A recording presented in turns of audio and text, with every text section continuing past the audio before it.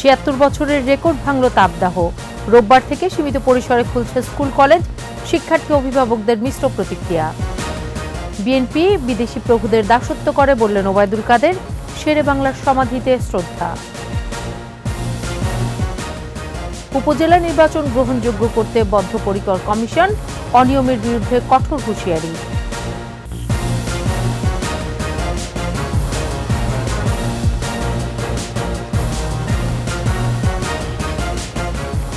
শুনছিলেন first security ইসলামী bank PLC সংবাদ শিরোনাম। আমন্ত্রণ রাতের 21 সংবাদে, সাথে আছি সোনিয়া স্নিগ্ধা। দর্শক, 21 টেলিভিশনের সংবাদ একই সাথে সরাসরি দেখতে পাবেন আমাদের ফেসবুক পেজ www.facebook.com/2124 অনলাইনে। ৭৬ বছরের রেকর্ড ভাঙল এপ্রিলের তাপপ্রবাহ। আবহাওয়া অফিস বলছে চলমান প্রবাহ আরও কিছুদিন অব্যাহত থাকবে। এদিকে রোববার থেকে স্কুল কলেজ খুলে দেওয়ার মিশ্র প্রতিক্রিয়া জানিয়েছেন শিক্ষার্থী ও অভিভাবকরা। বিস্তারিত জানাচ্ছেন পার্থসারথী। দেশ জুড়ে তীব্র দাবদাহে বিপর্যস্ত জনজীবন। আগুন ঝরা গরমে উঠেছে মানুষের নাভিশ্বাস। রাজধানীতে যেখানেই মিলছে ছায়া, সেখানেই একটু জিরিয়ে নিচ্ছেন পথচারীরা। এবং যে পরিমাণে তাপ, রাস্তায় বের হলে মুখ ঠোক ঝলসে যাচ্ছে, এরকম অবস্থা হচ্ছে। এতভাবে গাও জ্বলে যাচ্ছে, তাপে হচ্ছিল পড়ে যাচ্ছে, কর্ম করা যাইতেছে না। কর্ম না করলে আমরা খাইতে পারতেছি না। এত গরমের চাপে মানে মেন্টালি মানুষ আসলে ঠিক থাকতেছে না। নানা ধরনের বিভিন্ন শারীরিক সমস্যার পাশাপাশি আয় রোজগারেও পড়েছে ভাটা। থাকতেই পারতেছে না, এত গরম। আয় রোজগার ম্যানেজার রাস্তায় খেপ নাই। গরমের জন্য তো চালাতে পারতেছি, শরীরের গরমের জন্য তো শরীরে এনার্জি নাই। আবহাওয়া অফিস বলছে দেশের ৭৫% এলাকায় বয়ে যাচ্ছে টানা তাপপ্রবাহ, যা আগে ছিল না। তবে সিলেট ও চট্টগ্রামে বৃষ্টির আভাস দিয়েছে তারা।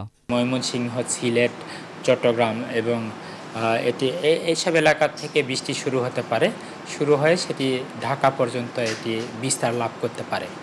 এদিকে শিক্ষা মন্ত্রণালয়ের বিজ্ঞপ্তি অনুযায়ী রোববার থেকে খুলছে শিক্ষা প্রতিষ্ঠান। এক শিফটের স্কুল সকাল ৮টা থেকে 11:30 এবং 2 শিফটের স্কুলগুলো সকাল 8টা থেকে 9:30 ও পৌনে 10টা থেকে 11:30 পর্যন্ত চলবে। তবে অসহনীয় তাপপ্রবাহের মধ্যে শিক্ষা প্রতিষ্ঠান খোলা থাকার বিষয়ে মিশ্র প্রতিক্রিয়া জানিয়েছে অভিভাবক ও শিক্ষার্থীরা। এই গরমে এই যে স্কুল না খোলাই ভালো হবে, কারণ এতে অনেকে হিটস্ট্রোক করে মারা যাচ্ছে। তারপরে যে সামনে পরীক্ষা, এই জন্য একটু আমাদের সুস্থ থাকা দরকার রয়েছে। আরও কয়েকদিন পরে যখন পরিস্থিতিটা যদি একটু সামাল দেওয়া যেত, তখন খুললে এই স্কুলটা আমাদের জন্য ভালো হতো। আর তাপ দাপার জন্য আপনার যে স্কুল প্রতিষ্ঠান বন্ধ রাখছে, এটা যতদিন রাখছিল ঠিক ছিল, কিন্তু এইভাবে যদি চলতে থাকে এইভাবে বন্ধ রাখা ঠিক হবে না। আগে বাচ্চার সুস্থতা, বুঝছেন, যদি সুস্থই না থাকে তাহলে পড়াশোনা করে কি করবে। পার্থসারথী, 21 টেলিভিশন, ঢাকা। এদিকে আজও দেশের বিভিন্ন জেলার উপর দিয়ে বয়ে যাচ্ছে তীব্র তাপপ্রবাহ। তাপমাত্রা আরও বাড়ার শঙ্কা রয়েছে অবস্থায় বাড়ছে গরমজনিত রোগবালাই। হাসপাতালগুলোতে আক্রান্তদের ভিড়।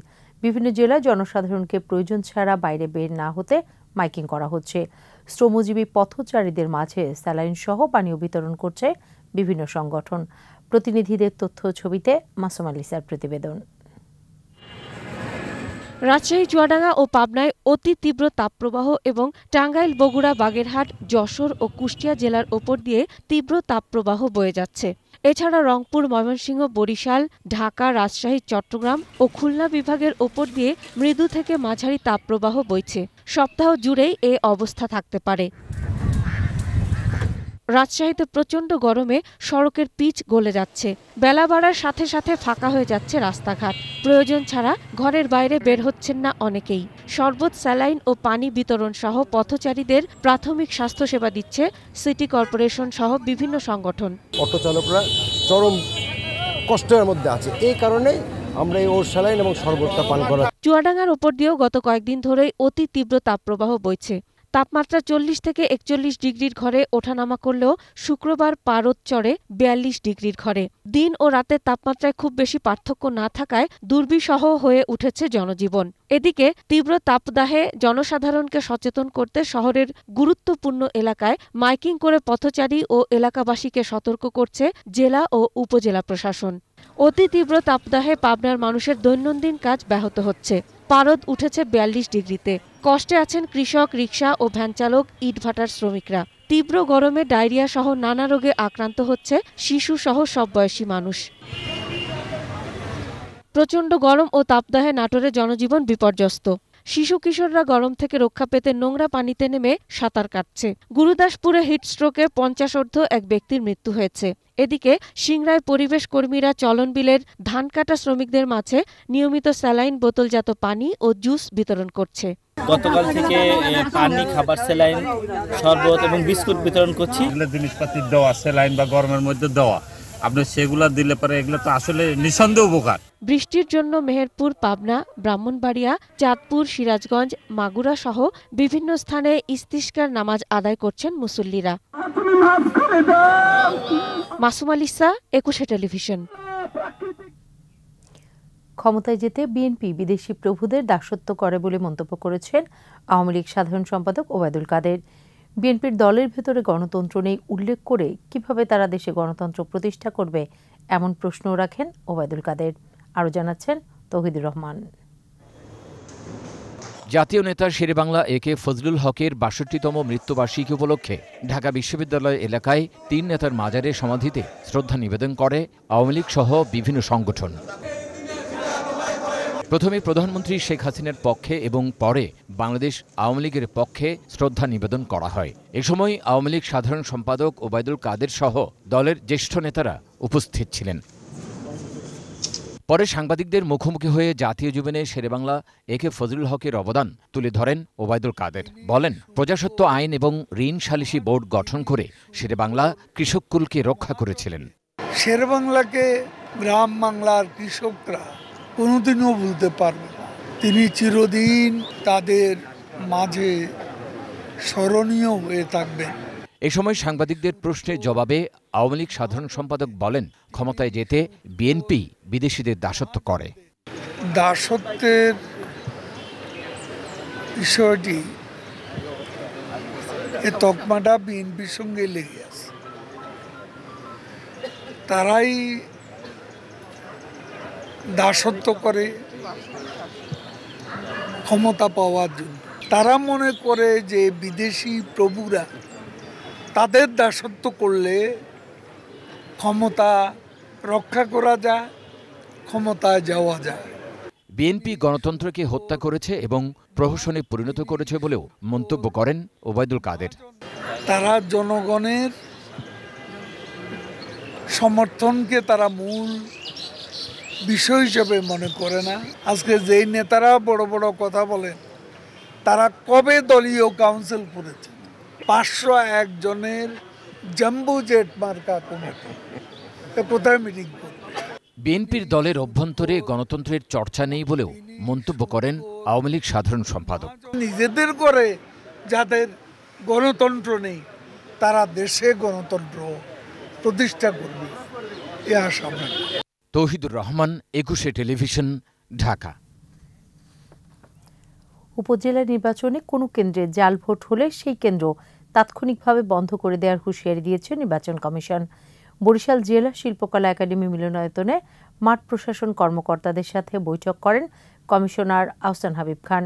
নির্বাচন কমিশন অবাধ ও নিরপেক্ষ ভোট করতে চায় জানিয়ে কর্মকর্তাদের দিক নির্দেশনা দেন এই কমিশনার। পরে সাংবাদিকদের প্রশ্নের উত্তরে বলেন, সুষ্ঠু ও শান্তিপূর্ণ ভোট গ্রহণে কমিশন বদ্ধপরিকর।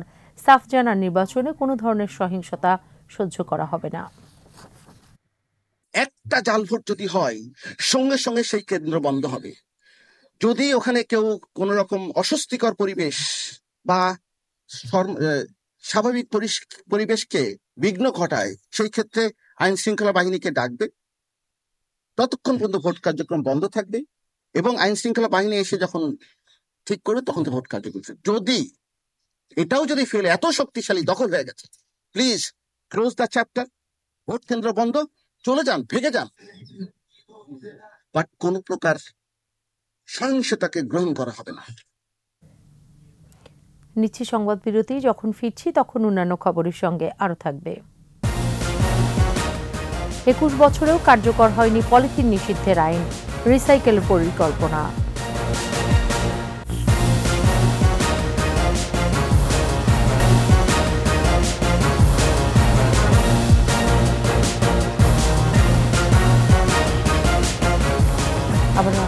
রাতের 21 সংবাদে।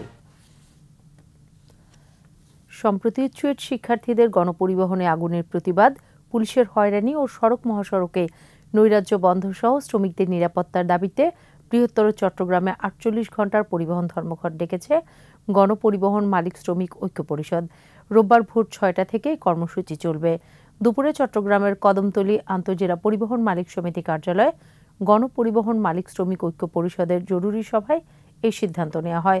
পরে কর্মসূচির ঘোষণা করেন সংগঠনের আহ্বায়ক। বক্তব্য রাখেন গণপরিবহন মালিক শ্রমিক ঐক্য পরিষদের নেতারা। এ সময় বৃহত্তর চট্টগ্রামের সকল সড়ক মহাসড়কে অবৈধ যান চলাচল নিষিদ্ধ ও চুয়েট শিক্ষার্থীদের হাতে ক্ষতিগ্রস্ত পরিবহনের ক্ষতিপূরণ দাবি করেন তারা।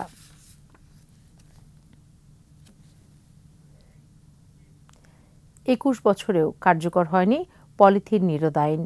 আইনি দুর্বলতার সুযোগে পরিবেশ বিপর্যয়ের প্রধান উপাদানটি এখন রাজধানী সহ সারা দেশেই সহজলভ্য। বিশেষজ্ঞরা বলছেন, পলিথিনের বিকল্প কোনো কিছু বাজারে সুলভ না হলে কেবল আইন করে নিয়ন্ত্রণ সম্ভব নয়। 21 স্পেশালে পলিথিনের অবৈধ উৎপাদন, ব্যবহার এবং পরিবেশ ঝুঁকি নিয়ে ফারজানা শোভার 2 পর্বের রিপোর্টের আজ শেষ পর্ব। ক্যামেরায় ছিলেন তফসির হাসান ও মোহাম্মদ হানিফ। 2002 সালে বাংলাদেশ পরিবেশ সংরক্ষণ আইন 1995 সংশোধন করে পলিথিন উৎপাদন, আমদানি, বাজারজাতকরণ, বিক্রয়, মজুত, বিতরণ সম্পূর্ণভাবে নিষিদ্ধ করা হয়েছে। আইন ভাঙলে জেল ও জরিমানার বিধানও রয়েছে। কিন্তু বাস্তবতা কি বলছে? শুধু ঢাকায় প্রতিদিন 2 কোটির বেশি পলিথিন ব্যাগ একবার ব্যবহার করে ফেলে দেয়া হয়। বেসরকারি সংস্থা এসডোর সমীক্ষা বলছে, দেশে গেল বছরে 78,000 টনেরও বেশি পলিথিন বর্জ্য উৎপাদন হয়েছে। এর মধ্যে শুধু রাজধানী ঢাকায় 5,996 টন। ফ্যাক্টরি করেন যেখানে এগুলা পলিথিন থেকে উৎপাদন, ওইখানে পলিথিন বন্ধ করে পাট শুরু করেন, তাহলে তো সব জায়গায় এটা পৌঁছবে। সরকার যদি এভাবে আপনার না দিত তাহলে কিন্তু পাবলিক নিতে থাকতো না। বন্ধ হয় না, যারা দায়িত্বশীল তারা হয়তো কেয়ার নেয় না, এই জন্য আবার বন্ধ হয় না। কাস্টমার তো চায় যে পলিথিন থেকে নির্গত হয় বিসফেনল নামক বিষাক্ত পদার্থ, যা মানবদেহের জন্য ভয়াবহ ক্ষতিকর। তাই চিকিৎসা বিজ্ঞানে পলিথিন ব্যাগকে চর্মরোগের এজেন্ট বলা হয়। এছাড়া পলিথিনে মাছ, মাংস মুড়িয়ে রাখলে এতে রেডিয়েশন তৈরি হয়ে খাবার বিষাক্ত হয়ে যায়। আইনের চোখ ফাঁকি দিয়ে কাপড়ের মতো দেখতে এক ধরনের রঙিন পলিথিন টিস্যু বা চায়না টিস্যু ব্যাগে বাজার সয়লাভ হয়ে গেছে। আইনশৃঙ্খলা বাহিনীর চোখের সামনেই রাজধানী ঢাকা সহ সারা দেশেই পলিথিন ব্যাগের ব্যবহার চলছে। জিরো ওয়েস্টে বাংলাদেশের মতো সোশ্য কালচারাল ইকোনমিক্যাল সিচুয়েশন থেকে যাওয়া খুবই চ্যালেঞ্জিং। প্লাস্টিক যে খালি নিষিদ্ধ করে ফেলবে সেই জায়গাটা বেশি চ্যালেঞ্জ, তার চেয়ে কম চ্যালেঞ্জে প্লাস্টিকটাকে আমরা রিসোর্স করে ফেলতে পারি। এটা ওয়েস্ট তো যাচ্ছে, তো ওয়েস্ট হিসেবে না দেখে এটাকে কালেকশন সিস্টেমটা শক্তিশালী করে এটাকে আমরা ওয়েস্ট টু রিসোর্সে নিয়ে যেতে পারি। পাট ও বস্ত্রমন্ত্রী বলছেন, উৎপাদনের ব্যয় বেশি হওয়ায় বাজারে মিলছে না পরিবেশ বান্ধব পাটের সোনালী ব্যাগ। যখন আমরা এভাবে একটি উৎপাদন করে যেতে পারবো, তখন ইচ্ছা করলে এটারও দাম নির্ধারণ করে বিভিন্ন উন্নয়নশীল দেশগুলির মতো আমরাও কিন্তু পারবো। আর পরিবেশ মন্ত্রী পলিথিন বা প্লাস্টিকের রিসাইকেলের পরিকল্পনার কথা জানান তিনি। আমরা আইন করেছি, তবে আসলে আইনের কার্যকারিতা আমরা সেইভাবে আমরা নিশ্চিত করতে পারিনি। বর্জ্য হিসেবে আর থাকবে না, কোনোভাবে এটার আপনি আবার পুনর্ব্যবহার আপনি নিশ্চিত করবেন বা অন্য আকারে এটাকে ব্যবহার করবেন। তো সেটা তো আর রাতারাতি ওখানে হয়ে যায়নি, সেটা ধাপে ধাপে হয়েছে। আমাদেরও ওটা আছে, আমরা শুধু একটা নীতিমালা করে দিতে চাই না, এটা যেন বাস্তবসম্মত হয়, এটাকে যেন আমরা খুব দ্রুত কার্যকর করতে পারি। পরিবেশ বিশেষজ্ঞরা মনে করেন, সর্বস্তরের মানুষের জনসচেতনতা সৃষ্টির পাশাপাশি পরিবেশ ও জনস্বাস্থ্য রক্ষার বিষয়টিকে সর্বোচ্চ গুরুত্ব দিয়ে পলিথিন বন্ধে কঠোরভাবে আইন বাস্তবায়নের বিকল্প নেই। 21 বছরেও কার্যকর হয়নি পলিথিন নিয়ন্ত্রণ আইন এবং পাটজাত মোড়কের ব্যবহার সংক্রান্ত আইন। এই বহুবিধ ক্ষতিকর যে পলিথিন ব্যাগ, তার বিকল্প এবং সস্তা বিকল্প পাট এবং কাপড়ের ব্যাগ কোনো এক অজানা কারণে বাজারে দেখাই পাওয়া যায় না। পরিবেশবিদরা বলছেন, আইনের কঠোর প্রয়োগের মাধ্যমে অতি দ্রুত যদি পলিথিন নিয়ন্ত্রণ না করা যায়, তাহলে অচিরেই বাংলাদেশকে দিতে হবে স্মরণকালের সবচেয়ে ভয়াবহ মূল্য। বহুবিধ ক্ষতিকর বা দূষণের কারণে তৈরি হতে পারে একটি অসুস্থ প্রজন্ম। ফারজানা শোভা, একুশে টেলিভিশন, ঢাকা। এবার খেলার খবর।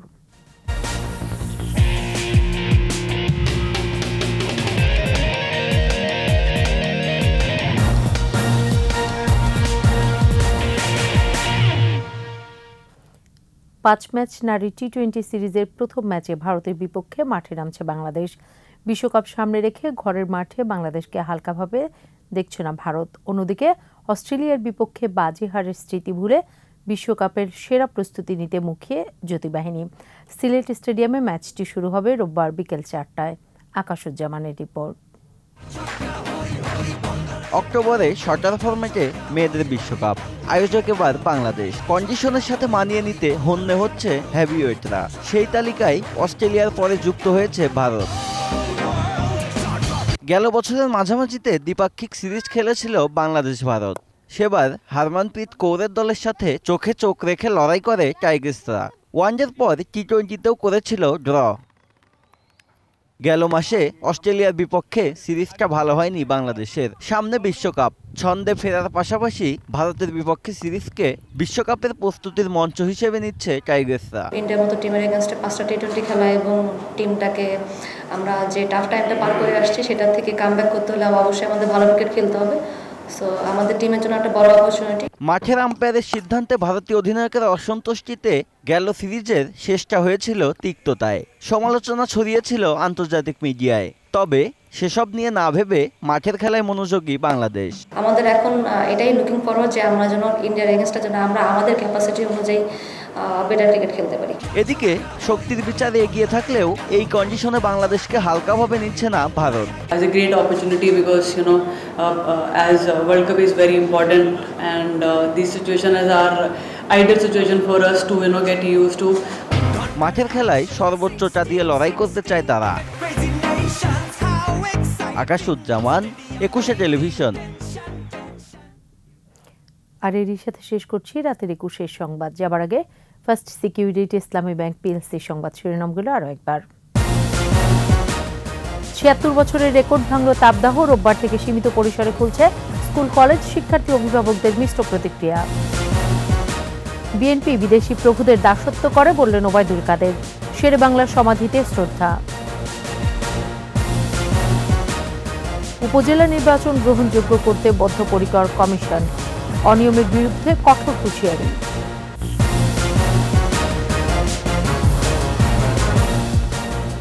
সর্বশেষ খবর জানতে ডায়াল করুন 2021 নম্বরে, আর ভিজিট করুন ekushe-tv.com ওয়েবসাইটে। এছাড়া ফেসবুকে ভিজিট করতে পারেন facebook.com/ekushe24 অনলাইনে। একুশের খবর দেখুন, একুশের সাথেই থাকুন।